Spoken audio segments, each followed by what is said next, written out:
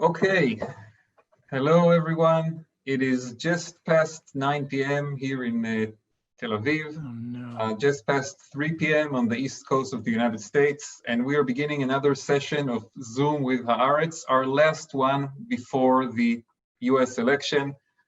We are 6 days away from the big day, election day in the United States, and we're going to talk today first of all, about the state of the I race, got no audio. about the wider implications for Israel, the Middle East, the US Jewish community, everything basically that the readers of Haaretz and the subscribers of Haaretz care about.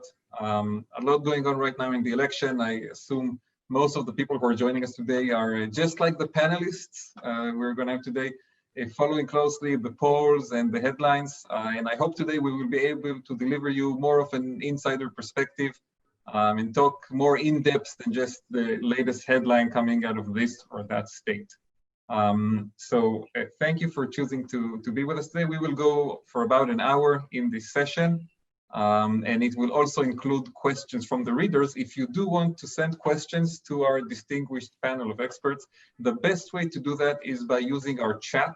You have the chat button in the Zoom app, so you can send your questions through the chat. And I will read at least some of them towards the end of our session. I assume we'll have a lot of questions, so I can't promise to read everything, but at least some we will read. If you're joining us by Facebook Live, also welcome and thanks for being with us. And let's first of all introduce our great panel today. Joining us from Tel Aviv, Chemi Shalev, senior Haaretz columnist. Chemi has written about US elections and US politics for long time, has seen quite a lot. And if you're following what he's writing right now about the 2020 election, it goes all the way from the Senate race in Alaska to how the presidential ticket will impact the future of Bibi Netanyahu. Lots of great stories. Joining us from Maine, in the United States, Ellison Kaplan-Sommer, Haaretz reporter. Ellison just now in the midst of a reporting trip to one of the most interesting states in the fight for the Senate. I invite everyone to read the great stories that she published today about the prospects of Susan Collins' a survival battle in the state of Maine, and specifically how Jewish voters in the state are viewing this. And we're going to have another story from Maine by Ellison tomorrow or the latest on Friday. And we'll hear from her a little bit about what's happening on the ground. And we also have a special guest with us today, joining from Washington, D.C., Aaron David Miller. I think I can say, before introducing all the important titles, a friend of Haaretz. Aaron, thanks for being with us. Aaron is a senior fellow at the Carnegie Endowment for International Peace and a former State Department Middle East analyst and negotiator who worked in Republican and Democratic administrations. He's also a CNN global affairs analyst and the author of several books, most recently, The End of Greatness, Why America Can't Have and Doesn't Want Another Great President.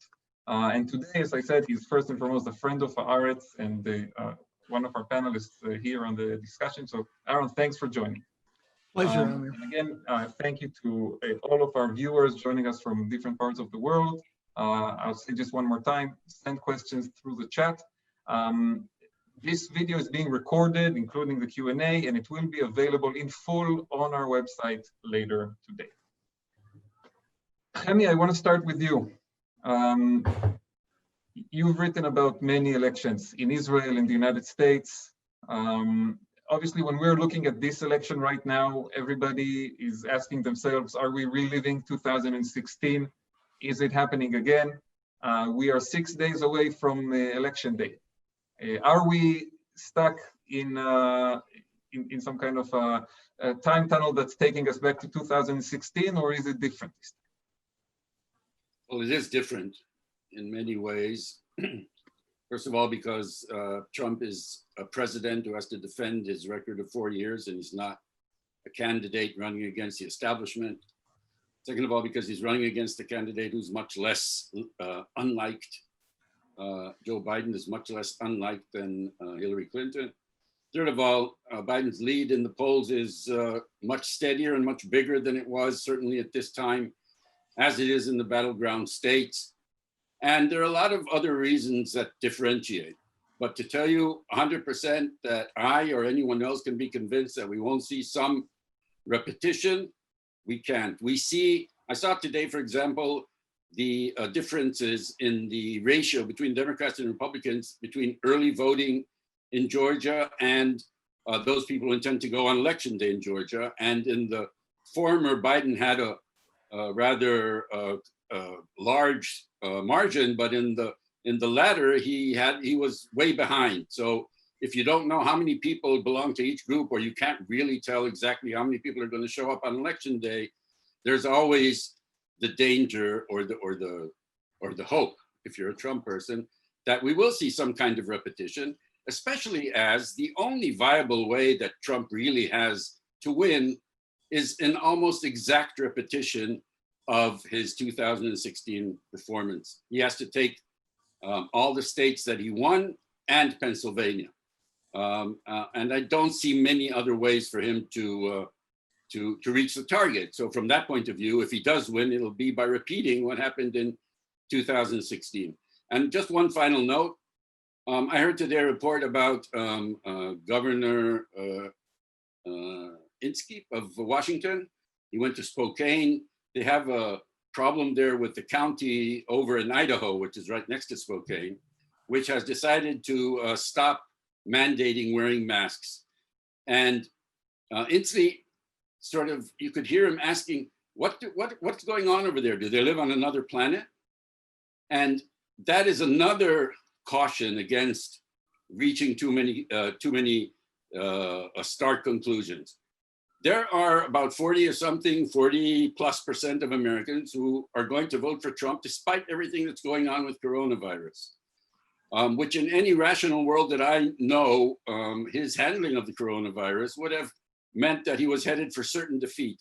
That is not the case. And as long as that is not the case, and as long as we're dealing here with something that I find a little bit irrational, I can't say that we're not heading for a repeat.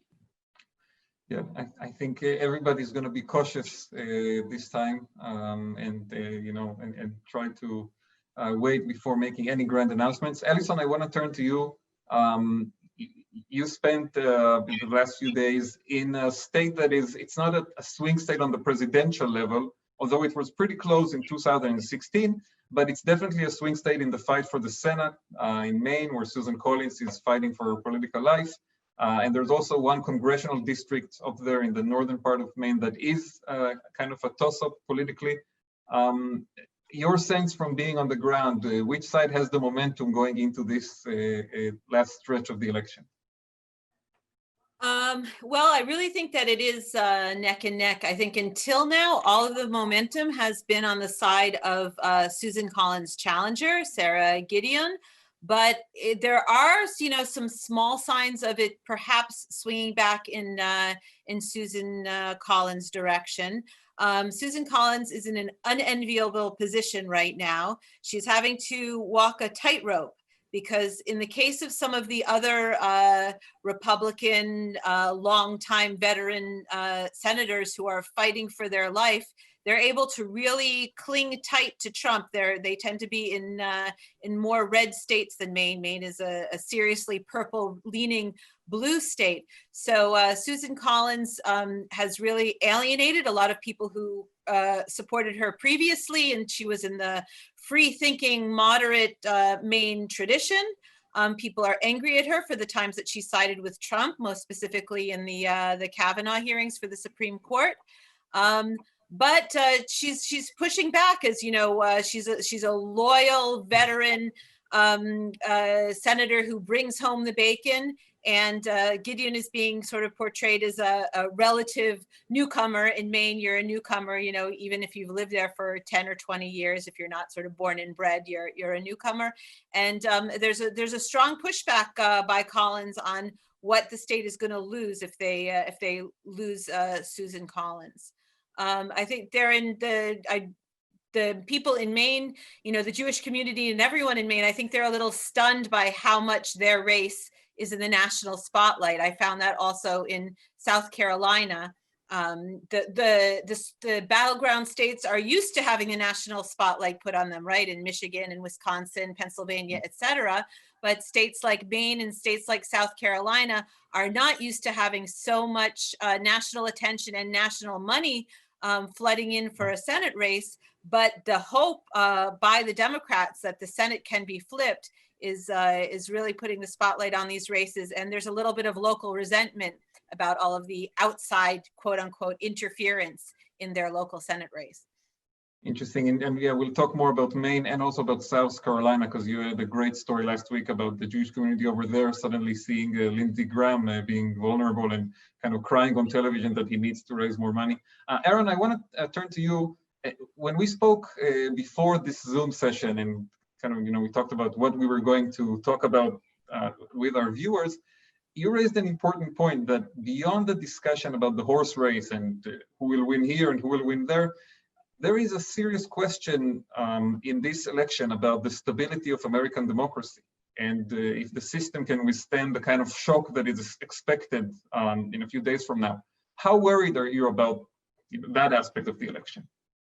I am very worried. Last week, we did a panel at Carnegie with Bart Gellman and Michael Steele and Rachel Kleinfeld. Bart wrote this article in the Atlantic, and if you don't want to sleep tonight, I would suggest you read it.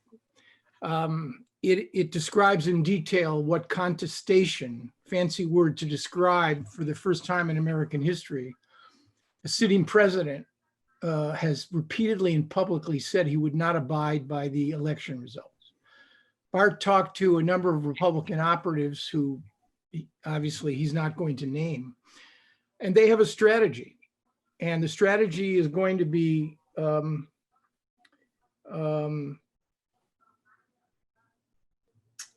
forwarded by the reality that you've got, for the first time in American history, an extraordinary percentage of Americans voting by mail-in absentee, in large part a distinction without a difference.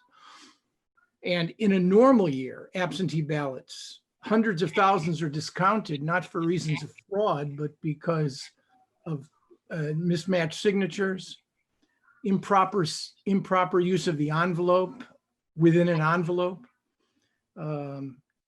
not checking the proper box. And the Trump operatives, I think, see an opportunity. Particularly, you've seen what the courts have ruled, both at the state level and the Supreme Court recently, on the issue of how long it would require, or how long counting ballots would be allowed.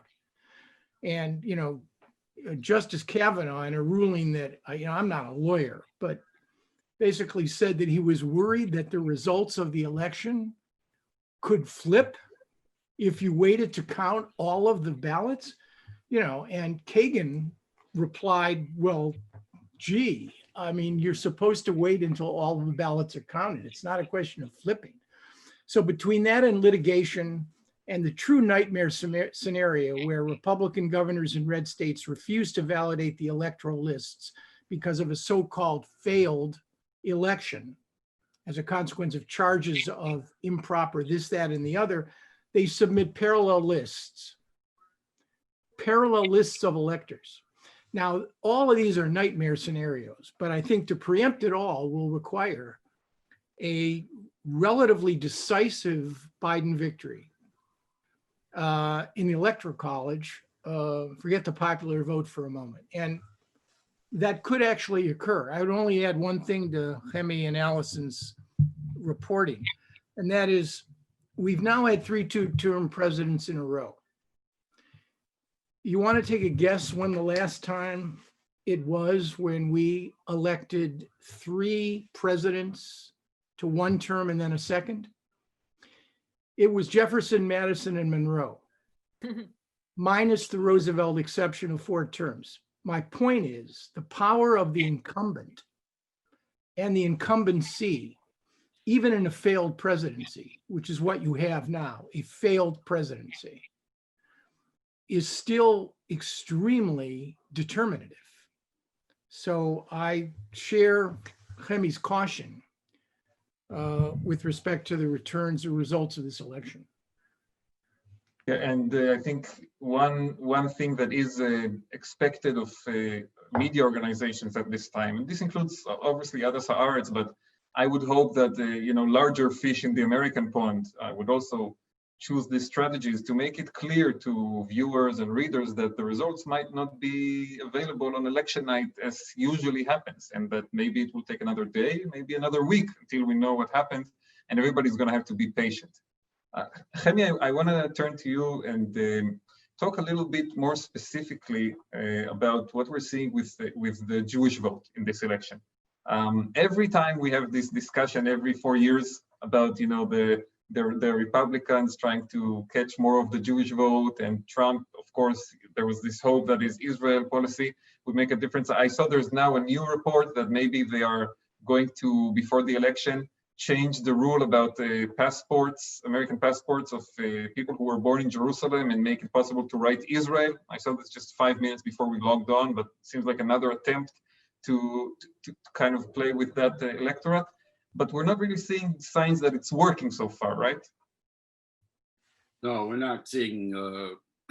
If it's working in the wrong direction. The numbers that we have now for Trump, and I think the most reliable ones would be from the American Jewish Committee, because they would have the biggest sample of American Jews, shows a return, I think, of 77-22 or 75-22, numbers that would be higher than anything we've seen for a long time, I think, including the first Obama.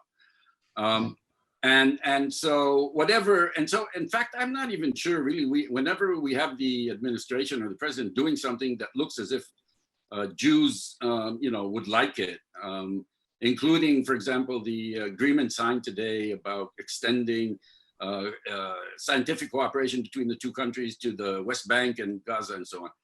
I find it hard to believe that anybody believes that these measures will help Trump in any way. And I think it's more actually, I think it's some sort of ideological drive by people in the administration to, maybe he'll lose, so let's try and get as much done as we can. I think the interesting thing, and it's poignant, and the numbers are so stark, is that we see that American Jews are polar opposites, of Israeli Jews. And the numbers are in fact quite opposite. The Israeli Jews number is 77-23, the American is 75-22 in the other direction. This is not merely a reflection, I think, of the fact that Israelis, on the one hand, think that Trump has been a great president for them, and on the other hand, they don't really take much of an interest in what's going on inside America. But it's also a reflection of the fact that the two communities have grown apart. And as Aaron said, one is from Venus and the other is from Mars. And this is one manifestation of that. Yeah, and that's something that, we've known it for a while, but I did read the article that you wrote about this, Chemi, about 2 weeks ago, basically showing the completely, different approaches in the two communities. And I think that article, you wrote about a poll that asked what Israelis are thinking about the election, and they actually came out before the American Jewish Committee poll of the American Jewish community. And the numbers, like you said, just this polar opposites. Eerily opposite. Yeah. Aaron, I wanna turn to you and take this a little more into the direction of Israel. Obviously, no American administration has had a policy quite like the Trump administration on the issue of Israel, the Middle East, the Palestinians. If we are looking at a second Trump term, and I'm going to ask you this about a Biden presidency as well, but if we are looking at a second Trump term, where do you think this will go? I mean, after embassy and the deal of the century, and even the late breaking giveaways to the Israeli right wing from today, what more is left on the table? Well, really, as a sitting president, been so reluctant to talk about a second term agenda. And it's a paradox because this man is still very confident somehow that he's going to win. I think that first of all, from his perspective, imagine a second term victory against all the odds. against all the pollsters, against all the chattering classes inside the Beltway. He managed to now become one of the 13 or 14 American presidents that was reelected to a second term. We've never had a truly great one-term president. James Polk was one term. He never wanted to serve anything more than one term. He declared he'd only serve one term. He accomplished the 3 or 4 things that he wanted to do. Trump will feel emboldened. He will be convinced he now has a mandate, whatever the outcome, no matter how close the election. And I think you'll see a Donald Trump now freed from the greatest motivating force of his first term, which is how to tether everything toward his reelection. He's now going to be freed from any need to cater to anybody's constituencies, evangelical, conservative Republicans, the Jews, QAnon, anybody. And I would call his second term Trump presidency the vanity presidency on steroids, because you already have on Regeneron, maybe. Right. You already have a president who is pathologically incapable of turning the M in me upside down so it becomes a W in we. That's already Donald Trump. So I would think that the second term will be all about me. It will be feathering the nest for his family and his business, and using the presidency as a private corporation to do the same. It will mean garnering as many awards and prizes as he possibly can. The Nobel, of course, which he makes fun of, but really wants. Then get you into ask the unserious, serious question as to whether or not he would look out at the world and say, well, how am I going to, what is my real legacy going to be in a second term?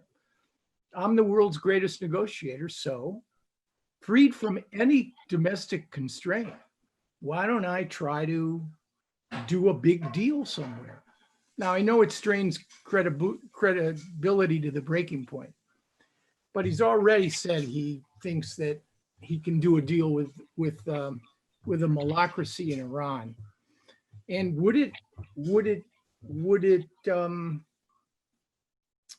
strain credibility to the breaking point to assume that Donald Trump might actually, with his very talented son-in-law envoy, would he imagine trying to do something on the Israeli-Palestinian side? I think it's all crazy, but it reflects the fact that we really don't know. It's all crazy is a good summary of a lot of what has been going on so far, and we'll continue. Alison, I want to take us back into the Senate discussion, because the presidency is a big story this year, but the Senate just as well. And you mentioned, also that the really interesting story that you did on the race in South Carolina with Lindsey Graham trying to survive. And if we're talking about people who in American politics who have really been very involved with regards to Israel and the Middle East, Lindsey Graham is obviously a name that comes up, one of the Republican senators that we always hear him, speaking about these issues. So, I mean, what would well, first of all, do you think it's even relevant to talk about a Senate without Lindsey Graham, or is it just the Democrats, trying to shoot too high? And what would the implications be for Israel and the Middle East in American politics if he goes down? Well, the Lindsey Graham is threatened in a way that Susan Collins isn't, in that his opponent is extremely compelling. Jamie Harrison, people have sort of disparaged the Collins challenger in Maine, Sarah Gideon, as being sort of your standard issue center-left Democrat, nothing particularly exciting or compelling about her.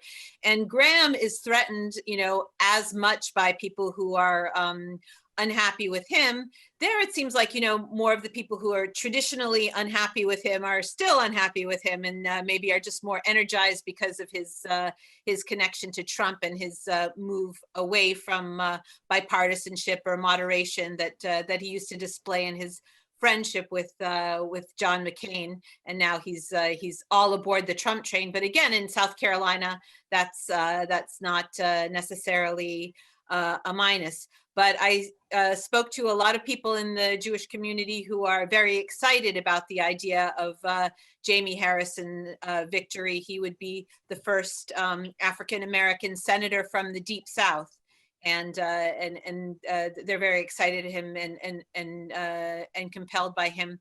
I definitely see, and this is really, I would say, older members of the Jewish community, more veteran residents of these states, of both Maine and South Carolina, are very trepidatious about losing their sort of strong pro-Israel senator, a person like Graham with his powerful position, and also Susan Collins in the Appropriations Committee.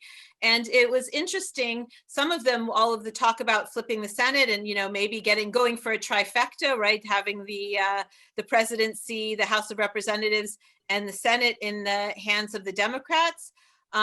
More traditional supporters of Israel, I think, were really worried about that in terms of the Iran policy, maybe perhaps reopening the JCPOA, the Iran deal, and are worried that the Democrats being such a strong position, that the party would be more susceptible by being pulled to the left from its more progressive members. And so I saw a few in the Jewish community, again, the more Orthodox or conservative and the more older and more traditional people really worrying about voting against their senator and losing a figure like Lindsey Graham or Susan Collins. Well, I mean, just in terms of the identities of the candidates, it would be interesting if after this election, South Carolina had two African-American senators, Tim Scott and Jamie Harrison, and then in Maine, Sarah Gideon, who you wrote, Alison, that she's not Jewish, her husband is Jewish, and there is the people talk about that as well in Maine in the Jewish community. So we'll wait and see. Chemi, what would it mean for Israeli politics if we wake up next Wednesday or Thursday or Friday, I don't know, with the second term of Trump, or if we wake up with a Biden White House and maybe even a Democratic Senate? I think the immediate impact is quite clear from the point of view of Netanyahu. He has invested so heavily in Trump that if Trump loses, that will damage his stature. And if Trump wins, he'll gain a lot of stature, and if Trump wins, that could even be a factor in his political future. But I'd just like to follow up on what Aaron said. And if I was, say, a settlement leader who doesn't care one way or another for Bibi's personal fate, but wants to make sure that that I don't have to give back territories and so on. I don't know that a Trump victory is the best formula. I think that Netanyahu has maneuvered himself into a position where he can't say no to the president. And I think we saw this in this whole issue of the F-35 sale to the United Arab Emirates, which will probably be followed by much bigger sales to other countries. There was a discussion in Israel about when and where Netanyahu gave a tacit agreement to the deal, but that's not the point. I don't think anybody asked for his agreement. He was told that this was going to go through, and the question was he going to go to the mattresses in order to oppose it? And the moment that he didn't give any indication, it was clear that this deal was going to go through. And if you extrapolate from that to what Aaron said, to Trump emboldened by a second-term victory that no one expects, he could be very ambitious. And of all the Israeli prime ministers that you can think of, the person who would be least capable of resisting him would be Netanyahu. Now, if Biden wins, then the situation is quite clear. Netanyahu has burned a lot of bridges with the Democratic Party. I don't think with Biden himself, and I also don't think that Biden has any, it's not at the top of his agenda either to get even with Bibi or even to start making peace in the Middle East. Iran is a different matter. Iran could present itself. But I do think that if Biden wins, Netanyahu is an albatross around Israel's neck, because a lot of the animosity that the Democratic Party has towards Israel is embodied in him personally. He is the great friend of Trump. He is tainted by his friendship with Trump. And I think that his persona would weigh heavily on relations if Biden wins. And again, Israel's interests, I think, would be better served by a prime minister who does not elicit such strong reactions. Interesting. I want to once again encourage our viewers to send questions through the chat, because pretty soon we will be transitioning to your questions, and I will present some of them to the panelists. So if you want to send a question to Chemi, Ellison, or Aaron, please do it through the chat. Aaron, we're talking about policy towards Israel, what would happen if Biden wins, what would happen if Trump wins, how the Senate is part of it. I want to ask you a broader question, take it even a step back. What is on the ballot in this election in terms of American global leadership in general? I think quite a lot. And I'll plug a panel that I'm moderating tomorrow. I'll send you the invite. Christiane Amanpour, Steve Erlanger in Brussels, and David Rennie, who's the Economist's bureau chief in Beijing. We're going to talk about the good, bad, and the ugly, how the world views America. And I think it's fair to say that a tremendous amount is at stake, with one huge asterisk. Donald Trump has been a disruptor, and disruption is not by definition bad if in fact it's replaced with something, or it's done for a reason that's tethered to American national interests. But if it's disruption, as Donald Trump has pursued it, for political gain and basically to become the un-Obama. I mean, I've been in transitions from R's to R's, D's to R's, D's to D's. I've never seen an administration 3 years in, 4 years in, that still sets its guiding lights by its predecessor. I mean, it's remarkable. So, Trump has essentially disrupted four two-term presidents' foreign policy. The last his four predecessors were the first four post-Cold War presidents. And with one exception, Bush 43's invasion of Iraq, they more or less colored between the lines. Bush, Clinton, Bush 2, and Obama. They believed in multilateralism. They invested in their alliances.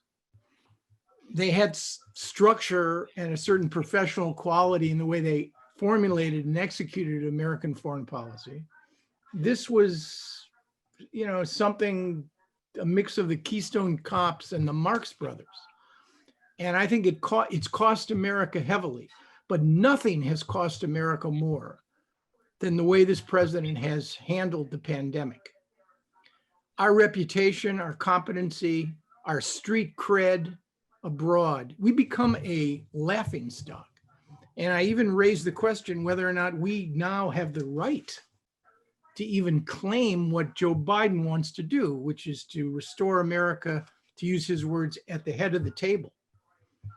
So I think this is a decisive election for the future of the Republic and its domestic challenges, and it's a truly consequential election for American foreign policy. One last comment: Biden is going to have very little bandwidth for risky or reckless foreign policy adventures, and I think we have to keep that in mind. But even if he tries for what I call partial restoration, trying to bring American foreign policy back in line with certain traditions and conceptions, I think it'll be a vast improvement. Ellison, I want to ask you, again, taking a look for a second at a potential Biden administration. You wrote a lot during the last few months about the infighting in the Democratic Party over issues related to Israel and the Middle East. And so far, Biden has emerged victorious in that arena. If we look at the Democratic platform, it's much more pro-Israel than what the Bernie Sanders wing of the party would have liked. The messaging around the election, the people who are working with him What do you think happens if he goes into the White House and he's now facing pressure from the left-wing part of the Democratic Party in Congress over these policy questions? Well, first of all, I just have to say that I agree with Aaron in terms of the bandwidth for any kind of foreign policy activity if Biden wins. He said out loud, that his priority is to get control of the virus, and as a corollary, get control of the economy that's been so damaged by the virus. So there's a question on, aside from putting out fires internationally, if he would really have any bandwidth whatsoever in the crucial first 2 years of an administration, which is when you can really get anything done to attack anything as far as foreign policy goes. As for the dynamic inside the party, if you look at the platform and you look at the evolution of the platform, I have this imaginary meeting inside my head of all of the wings of the Democratic Party, and it looks like some horse trading went on in terms of on what topics Biden was willing to shift his very centrist positions to the left in order to excite the base more and get the far left Democrats in line, lining up behind him to vote for him. And you see much more movement when it comes to healthcare, when it comes to climate, et cetera, especially healthcare and climate. And you see that there was not even really a major fight, as there's been within the Democratic Party ahead of previous presidential elections, on what the Israel platform is going to be. It's a very solid, moderate / center left platform, and the progressive wing, basically the Bernie Sanders wing, does not seem to have influenced much, and they seem to be very disciplined in their messaging of not publicly criticizing that platform. Now, if there's a decisive Biden win, you just wonder, is that also going to carry ahead to the administration? That they're going to be much more interested in Biden moving their way in higher priority issues like climate and like healthcare, and certainly coronavirus and economic issues. And they're not going to pressure so much when it comes to foreign policy and when it comes to Israel-Palestine issues. But definitely the left wing is making noises that, we have to hold our fire now during the election, get Biden elected, and figures like Ilhan Omar and Alexandria Ocasio-Cortez are saying quietly, but it's being reported to the base, that once Biden's in, then our fight begins on our issues within the Democratic Party. Chani, on the same issue, whenever we have elections here in Israel, one theme that comes up in the press a lot is former Likud members, ministers, politicians who are breaking with Netanyahu. And we are seeing some of that same phenomenon, at least reported. We don't know if it's going to actually, materialize in votes, around Republicans ditching Trump and some going publicly to support Biden. Is that something that, if it actually becomes a real phenomenon in the election, do you think could serve Biden as some kind of a counter argument to the pressures from the left, or once he's in office, all of that is in the rearview mirror? First of all, I agree with Allison. I think this will carry post-election as well. I think there is some tacit, unmentioned division of labor between Biden and the radical left, if you want to call it that. And I think his effort will be to try to keep them out of foreign policy as much as possible, and to give them maybe responsibilities, actual responsibilities in domestic issues, and thereby to sort of keep the peace. And I will mention also in this regard that I think that the first major issue that will come up between Israel and the United States, if Biden wins, and perhaps if Trump wins as well, is the Iran issue, which is less an issue of the radical left and more an issue of, sharp differences of opinion between hawkish Israelis and or say Americans and Israelis who don't trust Iran, and those who think that the best way forward. And Biden has indicated that if Iran made the right noises and the right moves, he would countenance returning to the Iran nuclear deal, which would, by the way, be a major goodwill gesture towards the European countries that he wants to improve relations with. But just to get back to your original question, look, in America, we've had hundreds, if not thousands, of former Republican officials, experts, come out and open against Trump. The problem is that these people represent or speak for a very small sliver of the electorate, which is, like moderate Republicans, hawkish moderate Republicans, conservatives, in a party that's been taken over by a completely different elements and forces. And so I don't think it will make that much of a difference, in the sense that I think that the Republicans who don't want to vote for Trump already know that they're not going to vote for Trump. And I don't think they're going to convince anybody else. And by the way, just one last comment.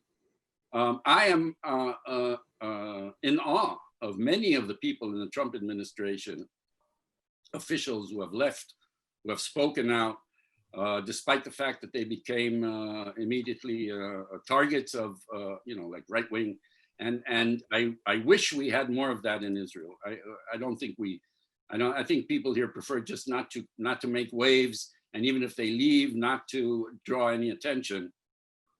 And it takes a lot of courage to do what a lot of the people, former Trump administration officials, are doing. It takes a lot of courage to do what they're doing. Aaron, I want to ask you one more question before we move over to questions from the readers and from the viewers, and we are getting more and more of those, but there's still a minute or two for those of you who haven't sent questions yet. If you want to send them, do it now. But Aaron, I want to ask you, if we do see a new administration coming in, and whether it's a second Trump administration or it's a new Biden administration, what do you think, apart of course from the domestic priority of COVID and the economy, which really is above everything, what do you think should be the main foreign policy priorities, and does Israel even have any place among that list? The answer, the short and long answer on the Israel piece of this is that the answer, I think, is no. The normalization agreements, which represent something of a paradigm shift. You mean with the Arab countries, the UAE, the Arab Sudan? country has further introduced a element of distraction and maybe even stability. I mean, I hate to use that word when it comes to the Israeli-Palestinian arena, but I'm wondering whether or not, in a way, I know it's a risky judgment to make, but let me put it this way. The Israeli-Palestinian issue and Israel proper is not going to become an issue for the Biden administration unless there is a lot of noise that comes from Israel on an issue like Iran, or Palestinians decide that they're going to make some statement, either through violence or hopefully through some sort of initiative. If the Israelis and Palestinians want the attention of the Biden administration, burdened with at least 5 ongoing simultaneous crises, from the greatest threat to public health since the great influenza, to an economic recession with structural uncertainties that I think most economists cannot figure out for the long term, to a crisis of confidence in American institutions, from the post office to the census to Congress, to racial, class, and political polarization that we've not seen, certainly not seen since the 60s, they're going to have to make a case.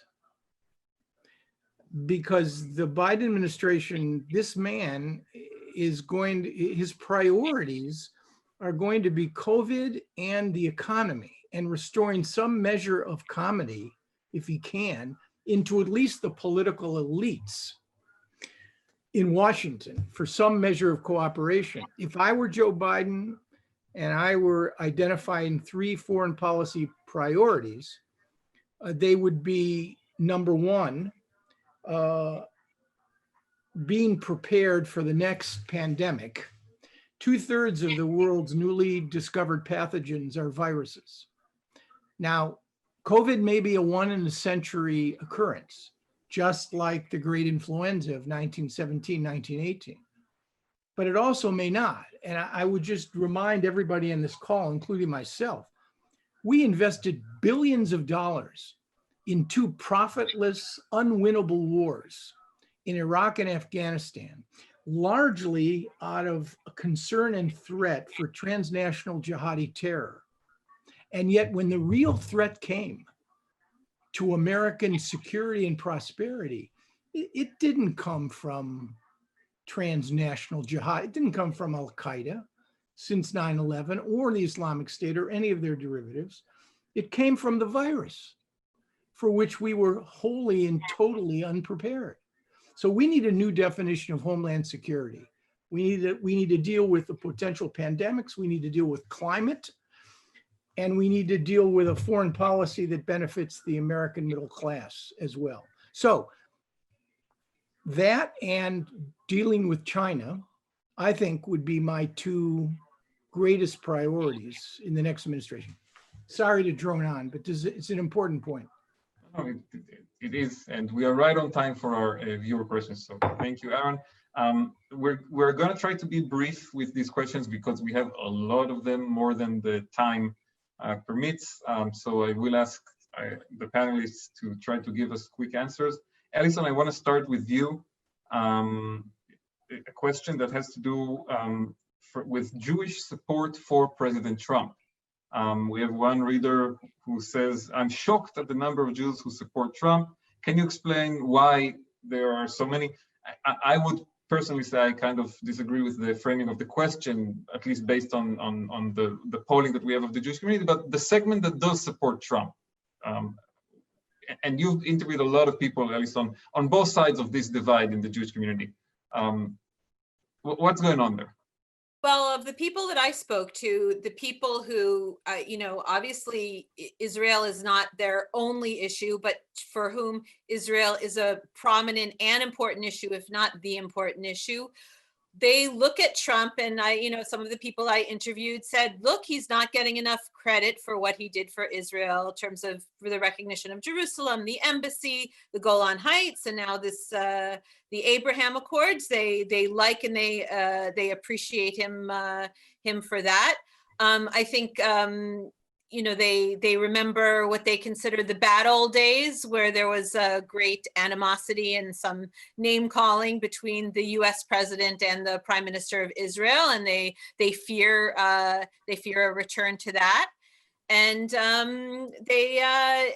some of them again fear the alternative. They believe, some of the lines that the Republicans have been using against the Democrats, that Biden is going to be dragged, controlled far to the left by people who want to condition military aid to Israel on its policies, etc. I had one older Jewish person say to me that he's heard repeatedly from younger members of the Jewish community that Israel needs to be some sort of sacrificial lamb, that, the price that has to be paid for getting rid of Trump. And again, these are people who view Trump as a real danger to the nation, to the United States. They kind of say, we have to put, to coin a phrase, America first. We have to put our preferences in terms of Israel aside. They prefer Trump in terms of Israel in order to make America better, or to vote their American interests ahead of their Israeli interests. But they very much do see Trump, and this is the crux of Trump's support among the Jewish community, quote unquote, being good for Israel. A question I want to refer to you, Chami, and actually several people have asked different versions of this, and we discussed it, but just to kind of really ask the specific question that we're seeing repeated. If there is a Biden administration, do you think it puts any risk on the existing normalization agreements that have already been signed, UAE, Sudan, Bahrain? And I would ask, does it stop momentum towards other kinds of agreements? I don't think it stops anything from the point of view that I don't think the Biden administration would have any intention or wish to curtail the normalization. But I did see, for example, today, Tony Blinken, who was part of Biden's national security team and may have a role in that. I'm assuming he will in the administration. He said that a Biden administration would have to take a hard look at the sale of the F-35 planes to the United Arab Emirates. That, of course, given that I believe that the initial interest and the overriding interest of both Trump and the United Arab Emirates was to get the jets, and they were willing to pay the price of normalization, that, of course, could throw a spanner in the works and might require some kind of dialogue. The interesting thing is that Blinken is actually taking a more, a less permissive view, say, or a less lax view of the sale of the F-35s than the Israeli government is, because the Israeli government announced a few days ago that it has no objection to the sale. But I think that what Blinken is referring to is that I think that that Trump has the intention of selling, of opening up the floodgates to arms sales in the Middle East. That is something that, of course, Israel would not be happy with, or at least wouldn't be happy if Netanyahu didn't have other considerations. But I think it's something that the US administration is also would be very reluctant to see go forward. Aaron, a question for you. Much of the Trump administration has been spent basically weakening the professional bureaucracy and the institutions of the government. Is that something that can be reversed by a different administration? It can be reversed, but it's going to take time. I mean, 4 years against the sweep of history may not seem like much, but for an organization like the Department of State, when you essentially don't make appointments and junior officers are not motivated and they aren't guided by more senior assistant secretaries or deputy assistant secretaries because they haven't been replaced or they've been replaced and politicized, it's a real blow. I think, though, that in the end, the possibilities of reconstruction and returning a degree of professionalism, both to our domestic and foreign policy, really will depend on the kinds of individuals that, assuming it's Joe Biden, puts in place. And I think he will. I mean, you know their names as well as I in senior positions.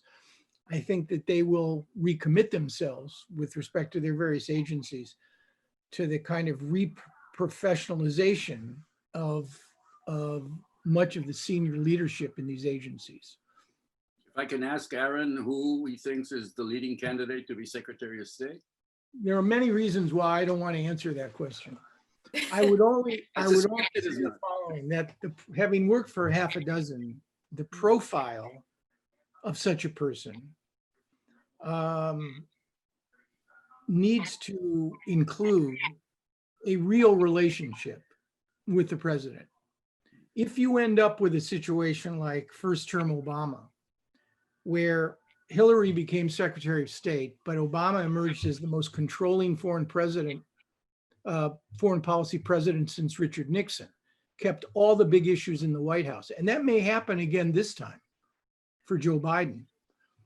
Iran, China, Russia, the Arab-Israeli peace process, if there is such a thing, will make the State Department less relevant. So it'll be fascinating to see whether or not, it would be my strong preference that the president appoint a Secretary of State who has stature and in whom he has a lot of trust and confidence so that he is empowered. I mean, there's no Bush 41 Jim Baker anymore, but I think it's really important that the two have a really good relationship, and that will determine how consequential the Secretary of State's going to be. Alison, a question for you. We talked about the survival battles of Lindsey Graham and Susan Collins. We did get a question about what a Biden win would mean for the survival battle of Benjamin Netanyahu, who is going down in the polls in Israel, trying to hang on to power, facing a criminal indictment. And it seems that Trump has helped him a lot throughout this battle. What would a change of government mean for that if it happens next week? Well, it was certainly an interesting moment, wasn't it, when Netanyahu and Trump were on the phone when the deal with Sudan was announced, and Trump tried to get Netanyahu to agree with him that such a thing would never happen with Sleepy Joe at the helm, and was queuing up Netanyahu to say something, that would agree with him and would basically be some sort of campaign endorsement. And instead, Netanyahu, who can read the polls as well or better than anyone else, decided to hedge his bets and say that anyone who brought peace would be, welcomed or greeted by me. And you could see the shadow come over Trump's face at that moment, because Netanyahu was not saying what he wanted to say. Netanyahu is not in a great domestic situation, to put it mildly, at the moment. So, a Biden victory, if he was sitting pretty, might give him some hesitation to move into an election.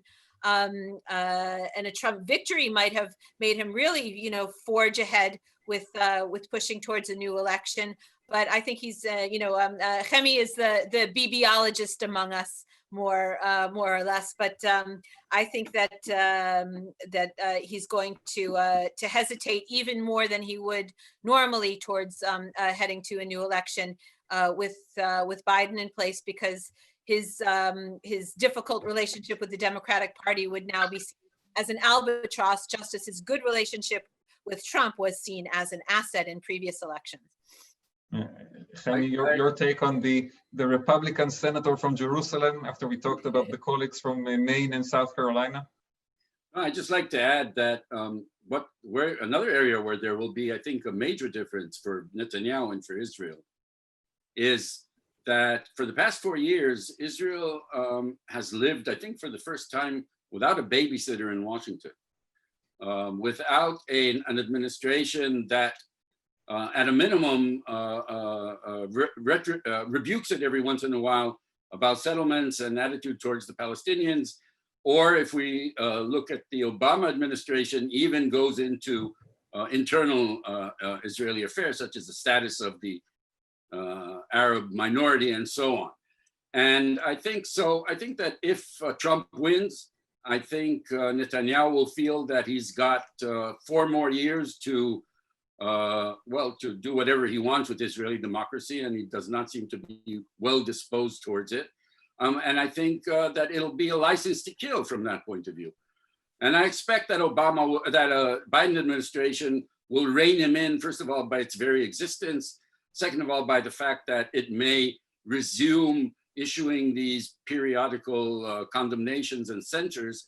And most of all, by the fact that there will be legions of Democratic legislators, waiting to catch Netanyahu making a mistake and taking that mistake to the administration in order to do something about it.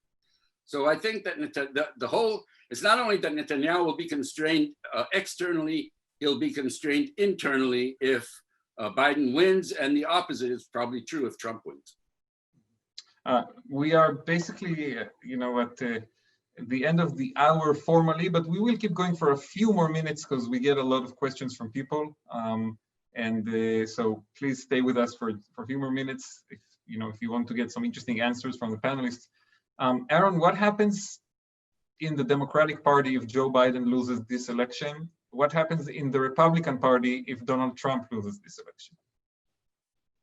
Well, I voted for Republicans and Democrats and worked for Republicans and Democrats. I was thinking of, if the Democrats lose, I've voted for more D's than I have R's in my voting record. It's almost unimaginable to me. It would reflect something either terribly wrong with a country that I love dearly, or alternatively, something terribly wrong with the Democratic Party and the way it's projected its image.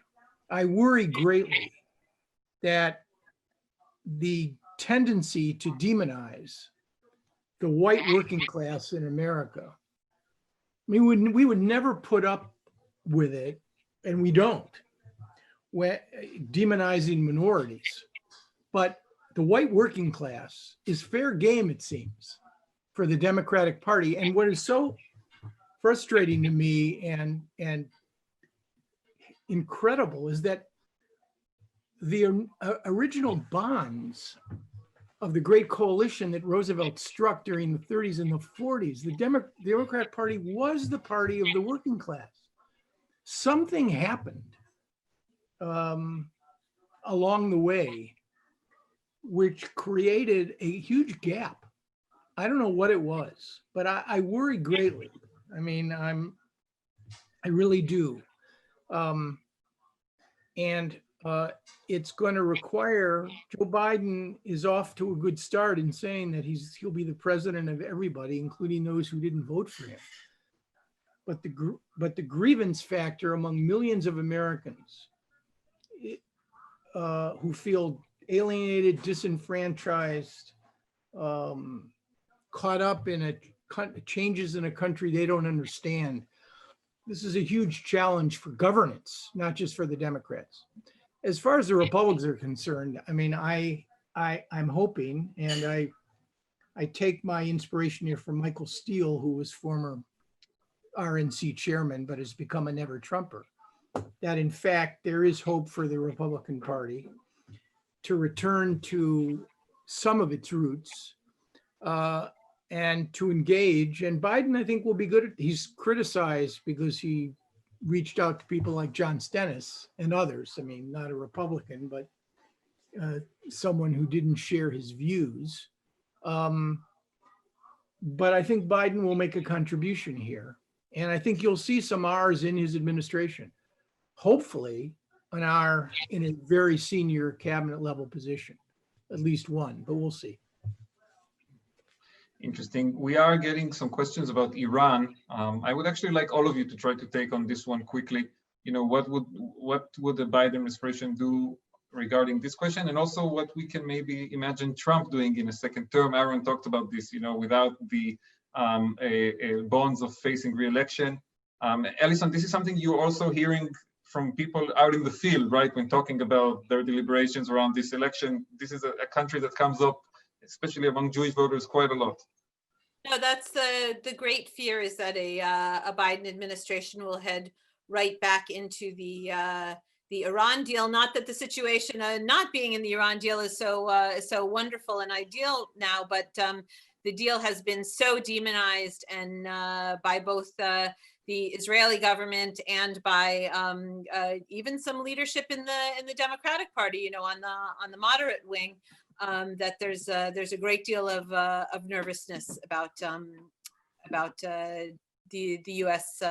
heading into it and returning to it. Personally, like I said, I don't think this is going to be on the top of the Biden administration's priority list, re-entering the deal, but officially it's in the platform, and Biden said he's for it, and you know, it becomes sort of the go-to position of all of these Democratic candidates in the House and Senate. Very, very few oppose re-entering the deal.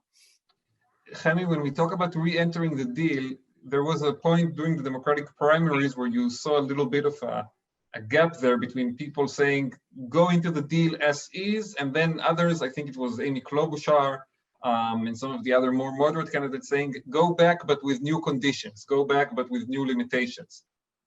Where do you see a potential Biden administration falling in that debate? I think the whole question of Iran and its prominence and how urgent it will be will, first of all, depend on the Iranians. The Iranians are suffering from harsher and harsher sanctions. In their case, I think it's true to say that they prefer that Biden win rather than Trump, and that's quite understandable from their point of view. And so I think that even if Biden wants to postpone dealing with Iran, I think it may land on his desk quite early. Because of the Iranians, I think the Europeans will be pressing in the same direction, and I think he'll have to decide between these two options as quickly as possible.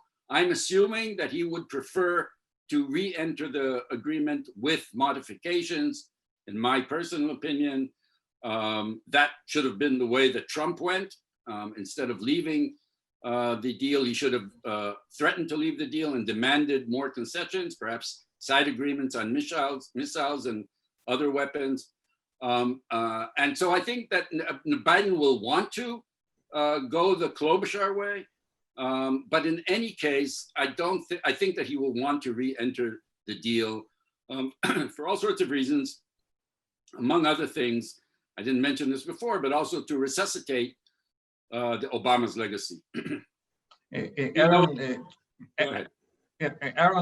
Trump has said several times, told the Iranians basically, let's get a deal before the election. Of course, he's not saying that anymore. I mean, you know, he couldn't get the deal with Nancy Pelosi, so Iran is a bit distant. But he kept saying, you know, don't wait until after the election with the big deal.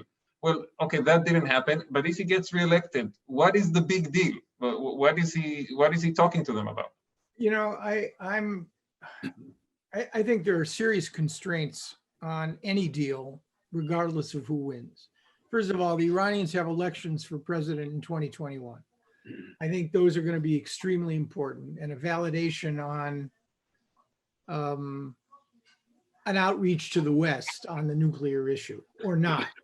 Second, Iran is going to want something in return for the Americans leaving the deal early, some sort of compensation. And third, Tony Blinken's already been out there talking about a longer and stronger JCPOA. I mean, I think I know what that means, but it's going to impose another set of conditions which are going to make return, I think, harder. I would bet you, however, that relatively quickly, and here I think Femi is right, you're going to see, because remember, you're going to see all kinds of contacts, and they need to be controlled by the administration. John Kerry has his own contacts. The individuals who are well known to you, who were responsible for the original secret channel with Iran. So I think that probably straight out, the Americans are going to want to know what's possible and what isn't. And those back channel talks or talks with cutouts, I think will probably be the tactic and the technique that the administration uses to get into this issue. But I think it's going to be very difficult. Okay, friends, we are 10 hours past our time, so I think we will wrap it up, and maybe we'll have another panel like this before the 2021 Iranian elections that Aaron mentioned. Maybe we send Alison to Tabriz and Tehran to do some reporting and get the band together again. But seriously, thank you all for joining, and thank all of our viewers in Israel, in the US, and around the world who joined us. Please subscribe to at Haaretz.com. If you want to read the great articles by Alison and Chemi. When you subscribe, you can also get writer alerts for both of them, so you can keep getting email alerts for their articles. And we're going to have some good stuff from both of them in the next few days. Alison reporting from Maine and from New Hampshire, an interesting battleground state in the presidential race. I think the one that was closest actually in 2016. And Chemi writing about the elections and what it would mean for Israel and the region. So, you know, subscribe, get writer alerts. You can get all their great stories. Thank you both, Alison and Chemi, and thank you, Aaron, our distinguished guest from Washington, D.C., for taking the time to be with us. And thanks, everyone at home. Stay healthy, stay safe. That's the most important thing right now. And we'll meet you soon in the next Zoom session with Haaretz, probably only after the election. Thanks, Amir. Bye-bye. See you, Chemi. Bye-bye, Alison. Bye. Bye-bye.